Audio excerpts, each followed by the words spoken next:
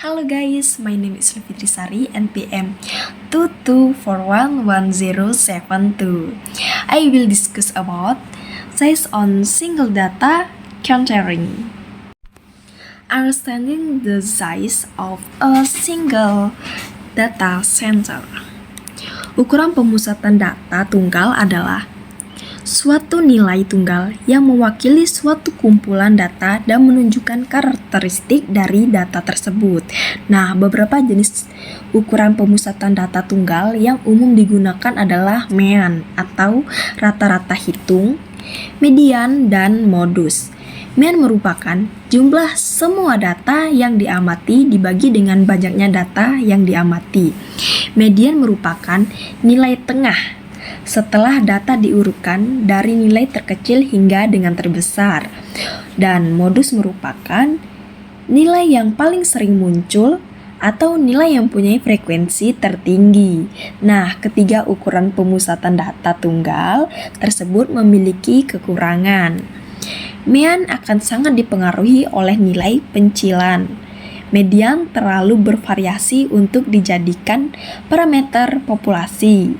Dan sedangkan modus hanya dapat diterapkan dalam data dengan ukuran yang besar. Nah, oleh karena itu, dalam penggunaannya perlu mempertimbangkan karakteristik data yang diamati. Oke guys, next single data example. Contoh data tunggal adalah data yang tidak dikelompokkan dan terdiri dari satu unit pengamatan.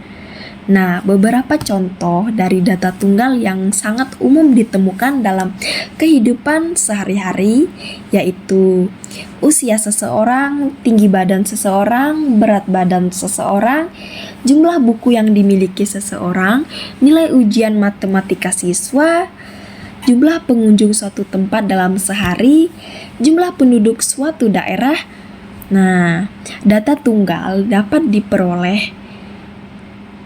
dapat diolah dan dianalisis untuk mendapatkan informasi yang berguna dalam pengambilan keputusan dan pemahaman terhadap populasi yang diamati. Nah, beberapa ukuran pemusatan data tunggal yang umum digunakan adalah mean atau rata-rata hitung, dan median, dan modus. Oke guys, selanjutnya mean atau cultured average.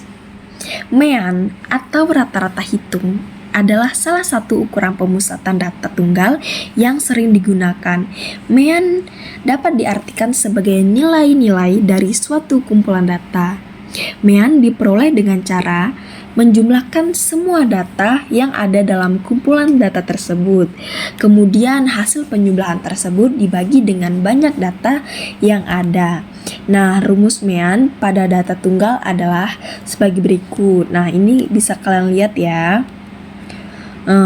Oke, next, contoh perhitungan mean pada data tunggal adalah diketahui data tunggal 5, 7, 8, 6, 9. Nah, jumlah semua data 5 ditambah 7 ditambah 8 ditambah 6 ditambah 9 sama dengan 35. Nah, banyaknya data. Data tersebut sebanyak 5 ya guys. Maka mean atau rata-rata hitung dari data tersebut adalah, ini bisa kalian lihat. Nah, dalam penggunaannya, mean memiliki kelemahan yaitu sangat dipengaruhi oleh nilai pencilan atau outlier. Oleh karena itu, perlu dipertimbangkan karakteristik data yang diamati sebelum menggunakan mean sebagai ukuran pemusatan data tunggal. Oke, selanjutnya contoh perhitungan mean data tunggal. Diketahui data tunggal 5, 7, 8, 6, 9. Jumlah semua data 5 ditambah 7 ditambah 8 ditambah 6 ditambah 9 sama dengan 35. Nah, berapa sih banyak datanya? Nah, banyak datanya ada 5 ya guys. Maka median atau rata-rata hitung dari data tersebut adalah, bisa kalian lihat sendiri.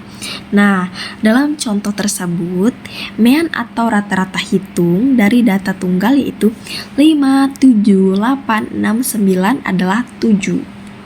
Nah, perhitungan median dilakukan dengan menjumlahkan semua data dalam kumpulan data.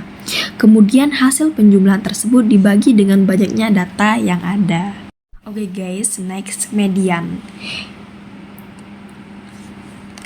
Median adalah nilai tengah dari suatu perkumpulan data setelah data tersebut diurutkan menurut prinsip ukuran pemusatan data.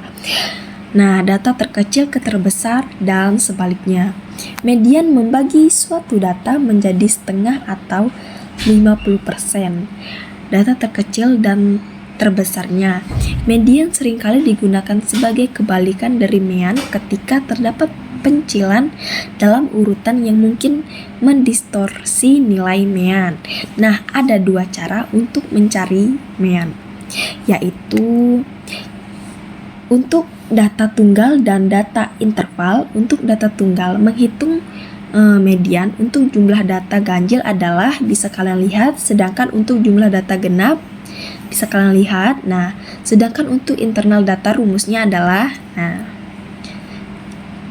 dengan TB adalah tepi bawah kelas median, P adalah persentil, N adalah jumlah frekuensi, dan FKUM adalah jumlah frekuensi sebelum kelas median, dan IFM adalah panjang median kelas. Oke, selanjutnya modus. Modus adalah salah satu ukuran sentralitas dalam statistika yang digunakan untuk menggambarkan nilai yang paling sering muncul dalam sebuah kumpulan data.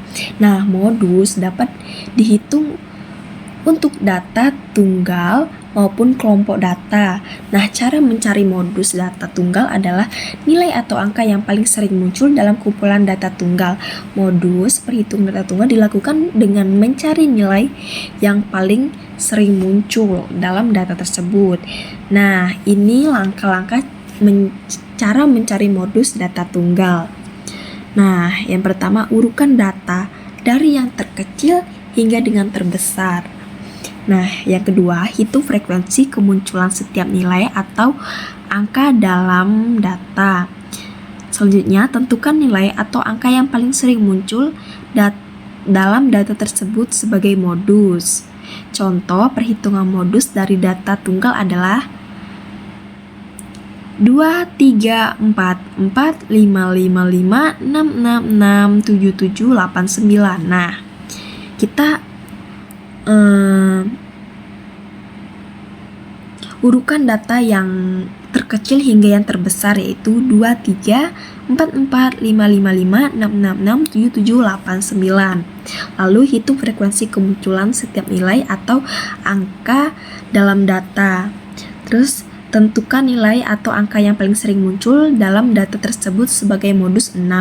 Jika di mana terdapat 2 nilai atau angka yang muncul dengan frekuensi yang sama lebih tinggi dari nilai atau angka lainnya, maka data tersebut memiliki 2 modus. Contohnya, jika kita memiliki data seperti 1, 2, 3, 4, 5, 6, 7, 8, 9 hingga ke 1 lagi, dalam kasus ini nilai atau angka 1 dan 10 muncul dengan frekuensi yang sama, yaitu 2 kali. Nah, oleh karena itu data ini memiliki 2 modus, yaitu 1 dan 10. Oke guys, next. Median dan modus merupakan ukuran tendensi sentral yang penting dalam statistik yang digunakan dalam berbagai aspek kehidupan sehari-hari. Nah, contoh penggunaannya median digunakan untuk menghitung rata-rata di berbagai bidang seperti keuangan, ekonomi, sains. Misalnya di bidang keuangan, median digunakan untuk menghitung rata-rata laba atau investasi. Dalam sains, median digunakan untuk menghitung rata-rata sekumpulan data eksperimen. Nah, median digunakan untuk mewakili nilai tengah dari sekumpulan data. Ini biasanya digunakan dalam real estate untuk menghitung median harga rumah di wilayah tertentu. Nah, ini juga digunakan dalam layanan kesehatan untuk menghitung usia rata-rata pasien dengan penyakit tertentu. Selanjutnya, modus digunakan untuk mewakili nilai yang paling sering muncul dalam sekumpulan data. Nah, ini biasanya digunakan dalam pemasaran untuk mengidentifikasi produk atau layanan paling populer. Nah, ini juga digunakan dalam transportasi untuk mengidentifikasi moda transportasi yang paling umum digunakan oleh penumpang.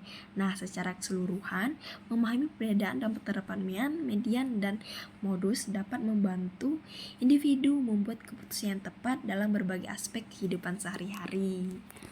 Oke guys, thank you.